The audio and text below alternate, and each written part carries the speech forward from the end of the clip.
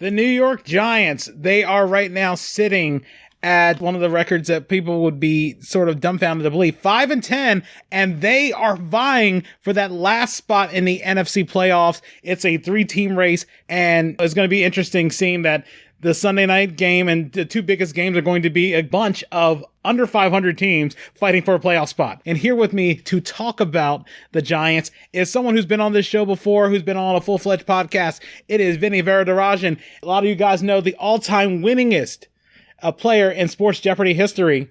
And it's great to have you back, Vinny. How are you doing? And what has it been like seeing how the NFC East has been struggling? Hey, Earl, thanks for having me on. Hope you're doing well, and hope you had a great Christmas and New Year's. It's surreal, like a 5-10 team going for the playoffs. And part of me is excited about the fact that they have a shot.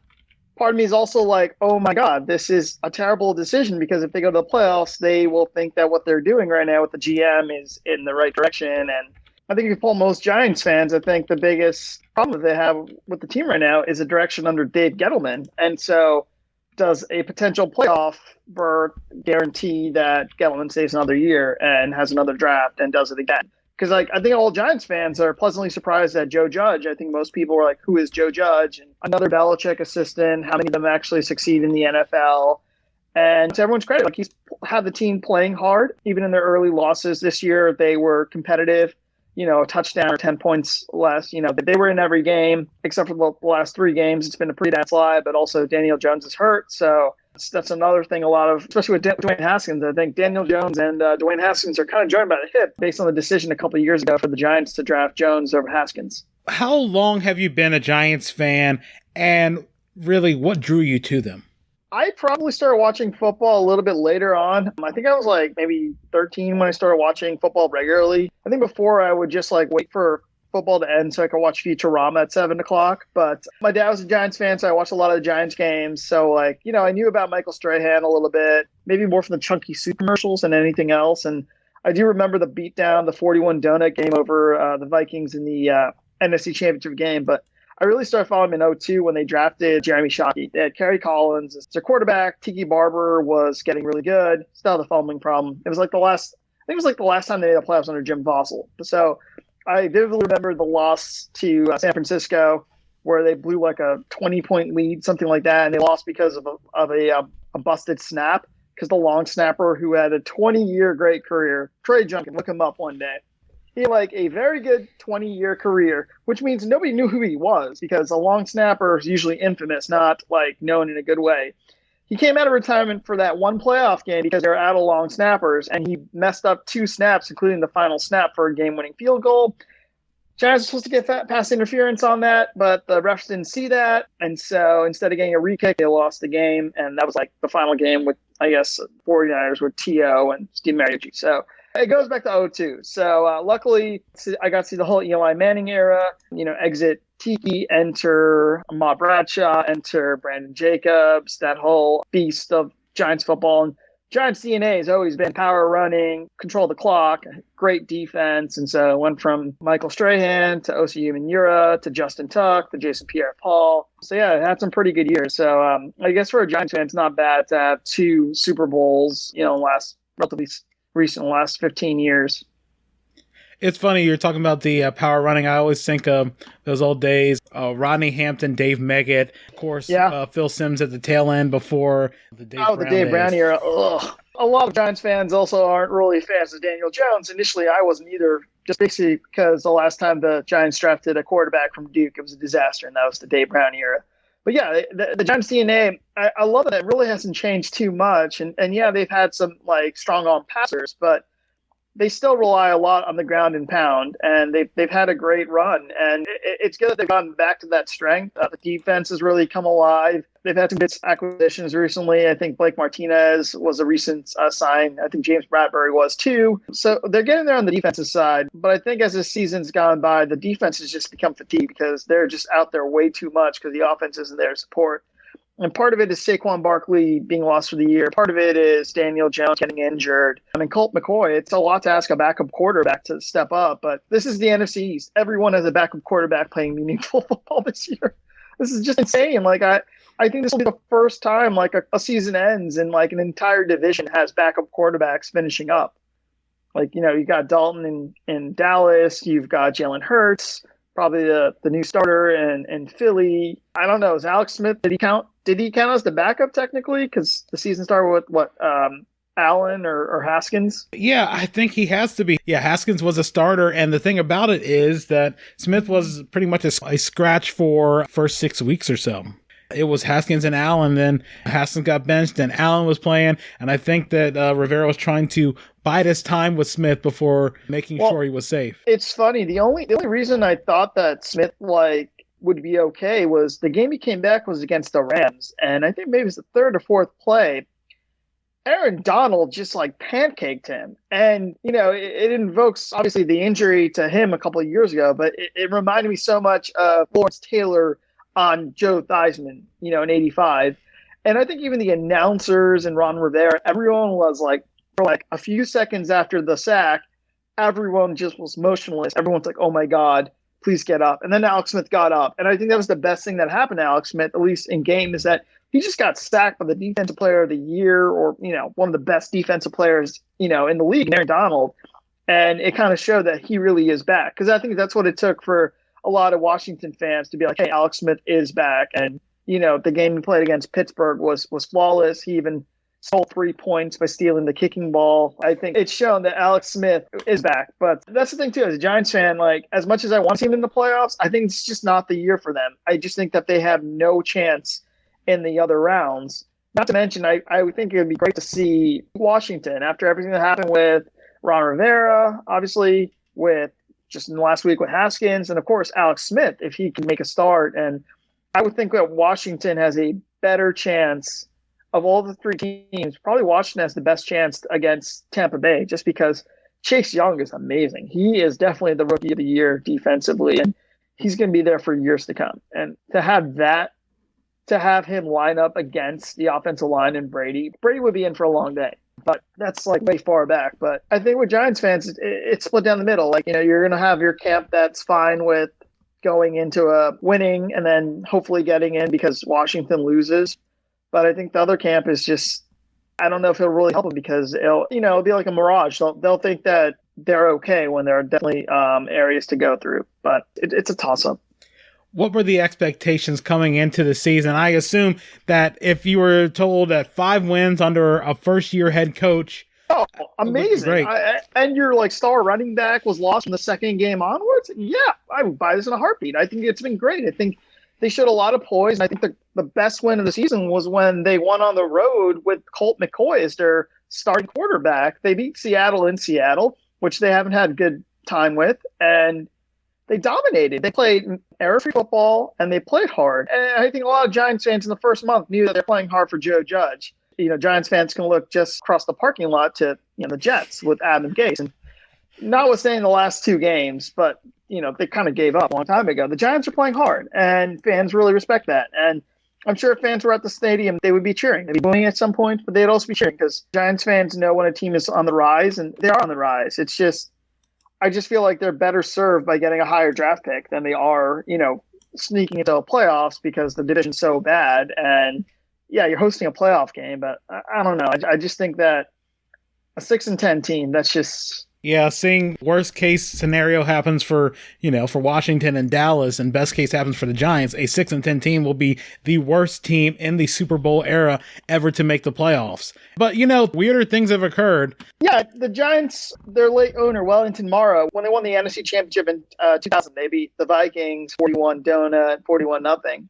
I think he said on the field, he's like, we're the worst team to ever win the conference, and, in a few weeks we'll try to be the worst team ever to win the Super Bowl. And the Giants have won the Super Bowl as a 9-win team, which has never been done before. And so, there is that. The Giants, there's something to be proud about being division champions, but I just feel like a 6-10 team. That's just I don't know how I'd feel about if I were on a team that's so mediocre, the division's so mediocre. I mean, there's so many better teams. I mean, look at the AFC. There might be an 11-win team in an expanded playoff that doesn't get into the AFC playoffs.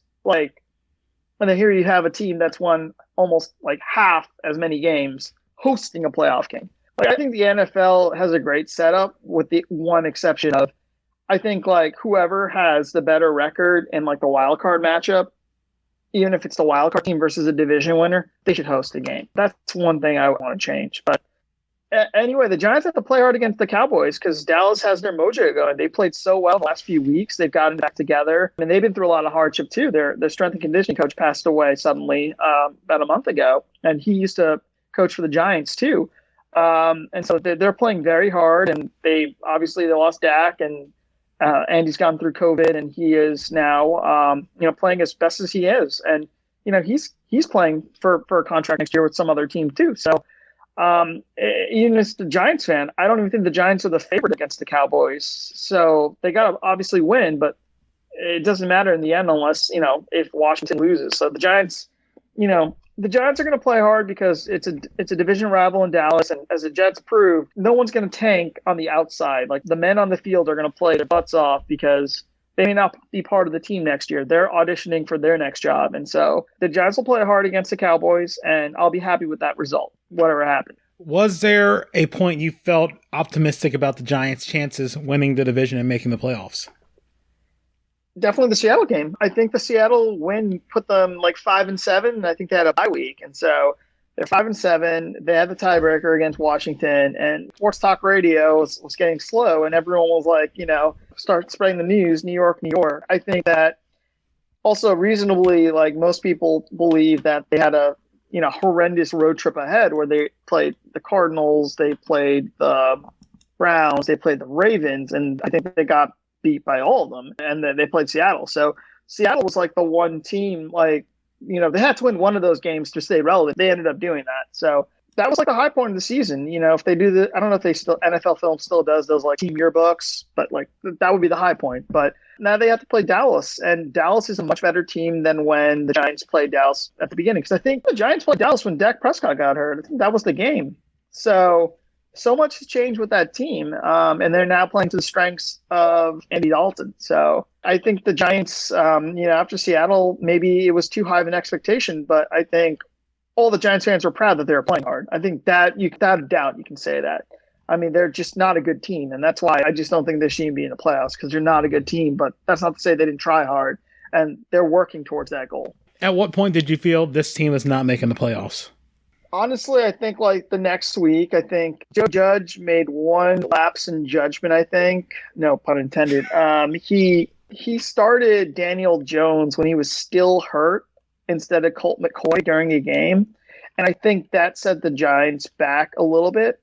But I also know Joe Judge knows the team has flaws. I think the Cleveland Browns game was a really good example where he knew that the team was outmatched. So he's like, we have to be aggressive. We have to, play fire with fire, which was like, instead of taking the points from a field goal, they're like, we have to go for it because we're going to get destroyed on the offensive side with the weapons that they have. So I think maybe in the last 2 weeks, especially the Ravens game, I think they lost like 45 to 20 or something. But they've been outmatched, but that's okay. I mean, that was expectation. Like, the fact that the Giants are playing a meaningful game in their last week of the season, it's more than anyone could have asked for. And I think the franchise is heading in the right direction, but I think they really need to evaluate the GM. I think that's a big thing. And I'm just hoping that this, last couple of weeks where they are doing well, that doesn't get into the Giants ownership where they decide, they really thrive on stability in the Giants. Like, they don't generally change front office quite a bit. Ernie, of course, he was there for 10 years, Jerry Reese for 10 years. Dave Gettleman's been there for 3 years. So I don't know if they are going to make the change, but I do think that would help to have a younger GM who's more in touch with Joe Judge as well, and they can maximize their roster. Looking at the playoffs, if the Giants make it in, who do you think they match up well with? I mean, I like to say Seattle because they beat them, but I also know that Seattle, like a lot of teams, that was a trap game where Seattle didn't respect their opponent. So I think that what's happened in the last few weeks with like the Rams and the Browns losing to the Jets, I think every team is on like red alert that they're trap games and to really respect your opponent. So I'd say the Rams, to be honest, because I don't trust their offense with Jared Goff, even if he's healthy. But based on the scenarios, like the NFC East division winner would face Tom Brady and the Bucks. And even though Tom Brady hates the Giants in the playoffs. The Giants obviously beat the Patriots twice in the Super Bowl. I think that the Giants defense still isn't enough to stop Tom Brady completely. And so I don't really think there's a team that really matches up well against the Giants. Right now, they're just a little bit tired on defense and they don't have enough offensive playmakers. Who are you concerned about seeing in the playoffs? I would say every team. I think just realistically the Bucks, because that would be the team they would face first. And then if they somehow got through the Bucks, I don't know who would they play next. Maybe Green Bay, but I really think like every team right now, because the Giants defense can only hold for so long. And I think maybe if you have a fully healthy Daniel Jones and the running is there, he can throw the ball, but he just needs to be more accurate. But also he hasn't been helped. Like Evan Ingram he dropped a couple passes. And so I just think that all cylinders need to be going for the Giants to have a chance. And with the exception of the Seattle game where they literally played mistake-free football for 60 minutes, I don't see that happening. And that's not anything against the Giants. I just think the talent level isn't there yet. And, next year with hopefully a high draft pick, hopefully 100% Saquon Barkley, if he gets back to, if he doesn't get back to 100%, if he's like 75% of the explosive running back he was before the injury, the Giants their offense really changes because they have a lot more play actions. They, the defense will be more on the run. They'll give Daniel Jones more opportunities to pass or even to run the ball himself. So I think right now it's not looking good for the Giants in the playoffs. Do you think that if Saquon Barkley didn't go down so early that basically the Giants could run away with the division? Or do you think that... Oh, you mean 7 wins? That's possible. I think it's possible, but I also think in a weird way that helped the Giants because a lot of players have to step up. And so, it's good to see Alfred Morris playing again. I mean, I miss the days of him driving his Mazda 626. It stepped up for a lot of other players. I think also the offensive line got a little bit more of a wake-up call, like, hey, we have to create bigger holes. And so maybe that's a bigger helpful. And then Daniel Jones, I think in a weird way, this helped his maturity a little better. He's still making mistakes, but I did notice, like, after they lost a couple of really close games where Daniel Jones, like, he was trying too hard. He was making the mistake of trying to save the team on every down instead of throwing the ball away, live to fight another down. He was making those mistakes in the beginning of the year, and he's really curved down. Unfortunately, the injuries, like, popped up around the same time he started getting it. So I think in a weird way, Saquon's injury did help the learning curve for Daniel Jones, like sink or swim. Yeah, I think not having the security blanket of just handing it off to him. Normally, you got to develop your game and you can't rely on him that much anymore. But looking at the Super Bowl prediction, who do you have coming out of the AFC? Who do you have coming out of the NFC? What is the final score and why?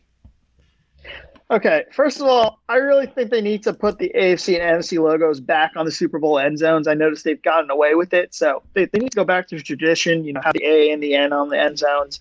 But for the American Football Conference, I still think it's Kansas City's to lose. Obviously, this is the year where the first round bye only goes to the number 1 team, and the Kansas City Chiefs got it. I do think they're going to have to play Patrick Mahomes at least one half of the game so they don't get rusty because I know last year they were humbled by the Texans. They were down like 20, 24 points before they got their engine running. I don't think they'll make that same mistake again. And nobody can stop Tyreek Hill. I think he's just the quickest receiver out there.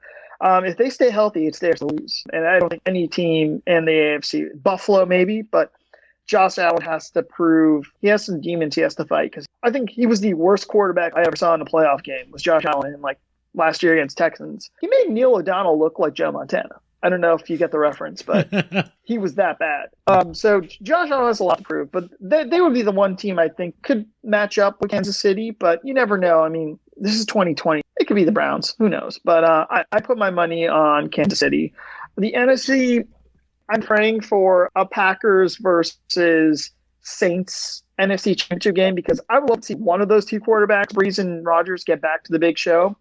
But the wild card is Brady, I think, because, well, first of all, New Orleans, they're likely not getting the number 1 bye. I think it's probably going to be Green Bay. I know that's going to be Chicago, and Chicago has played themselves into a wild card. I still think it's going to run through Green Bay, and I think that the bye is going to help this year just because it's one team getting the bye. So I'm going to say the Packers, but I'm also, the caveat is whoever gets that number one pick, I think, in the NFC is going to get it.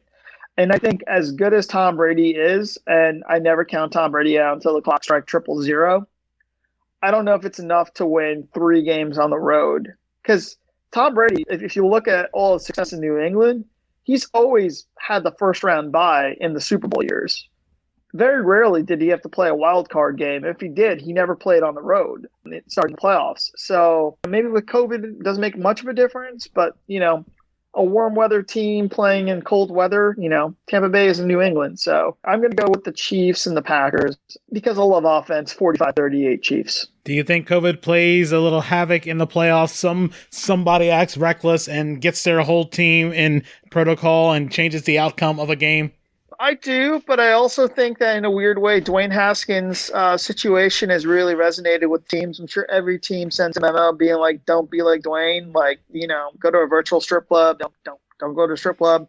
Also, by the way, what strip club is open in the DMV? Because I thought everything here was PPE required. Where in the world did Dwayne Haskins go in the DC area? Was it Maryland or Virginia? Where in the world did he go that he was able to do that? I mean, somebody you can call and they'll just go there. So that's what it sounded like. They were there in the hotel. The strippers were there in the hotel, but I assume that they're a traveling business. Well, the funny thing is, on the side, if you ever get a chance, go YouTube GQ Dwayne Haskins, and they did this series of NFL players how they spent their first $1 million. I don't remember seeing strippers in there, so.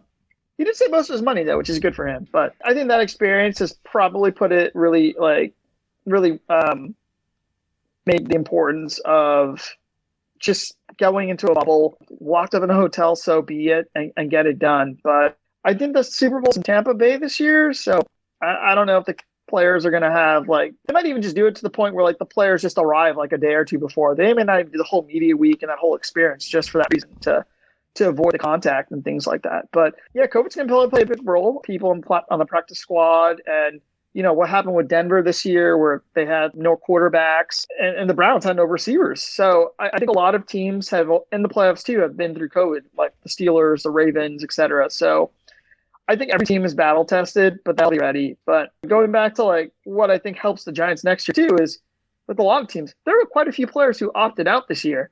And so thinking is if they do come back in 2021, that makes your team already stronger. So there's hope, but I still think it's going to be Kansas City and Green Bay.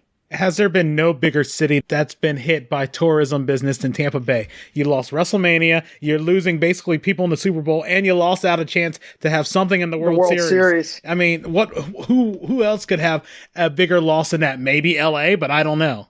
Well, I was going to say Toronto because all their teams are playing in the United States. I mean, the Blue Jays played in Buffalo, and I think Tampa's actually – well, there you go. The Raptors are helping Tampa out by playing in Tampa. So, yeah, it's a good point. I guess you can make all the jokes that the Rays, didn't have high attendance anyway. But, I thought MLB did a great job, by the way, with the bubble. I think that was a good idea. I just hate the fact, though, that they wanted that Texas stadium to host because Texas allowed fans in, which I still don't think is a great idea, but – what are you going to do? I will say it would be really cool. I don't think it's great from a health perspective, but I think it would be really cool if they do end up allowing some fans into the Bills stadium to see the Bills Mafia. This is a year to celebrate, and they're going to have to do it at home. And there's going to be a lot of ER visits from, the Bills Mafia. Before we wrap this up, and I really do appreciate you being a part of this interview, what are ways people can reach you on social media, especially to talk about the Giants?